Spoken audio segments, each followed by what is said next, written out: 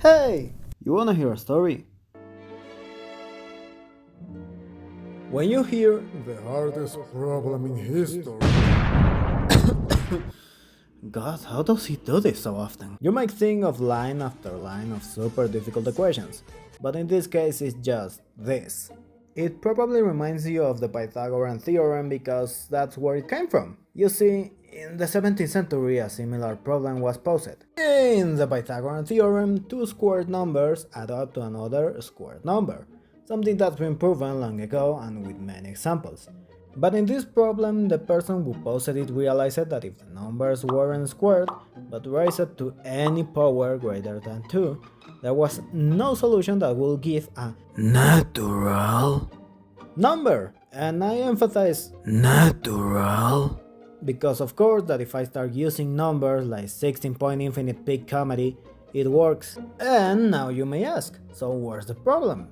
Well, my friend, how on earth do you prove that with the infinite numbers out there, none of them satisfy this condition?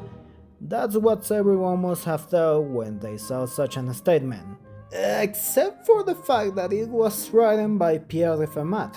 You see, Fermat, aka the Prince of Amateurs, wasn't a dedicated mathematician.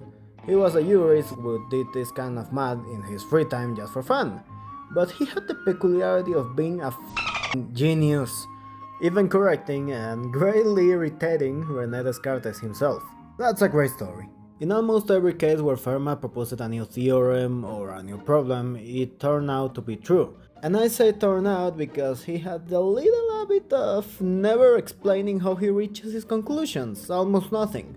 He will often say in his results, this result is right, and the method is left as an exercise for the reader, which would sound ridiculous if time and again it wasn't proven that Fermat was right. For him it was simply too tedious to write down procedures and reasoning. This last statement became particularly interesting because it seemed too simple, and because it was never published by Pierre de Fermat himself. He actually never published anything, he just sent letters to other mathematicians through a friend of his named Mersenne, but fortunately it was published by his son, Pierre de Cacabi, after Fermat's death in 1665. It was the last of all his conjectures, written on a loose sheet of paper with a small message in the margin. I have found the solution to this problem. But it doesn't fit in the margin of the page. Good luck, everyone. Dear God. This was like the opening of One Piece for mathematicians. Many began trying to prove or disprove Fermat's theorem.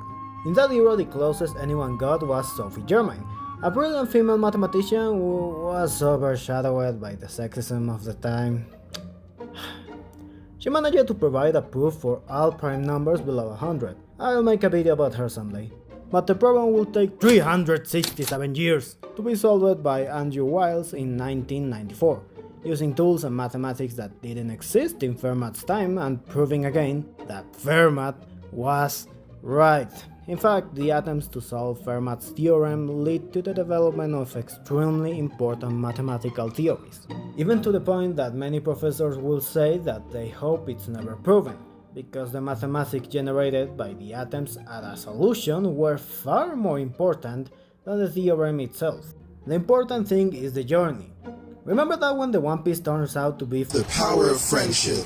Also, there's another theory that says Fermat just solved the theorem for 10 or 20 cases and assumed it was correct, never imagining what it would lead to, which honestly might explain why he never even mentioned this statement. We'll never know. Hey! I want you. To subscribe to this channel, give me a great like, and have a beautiful day.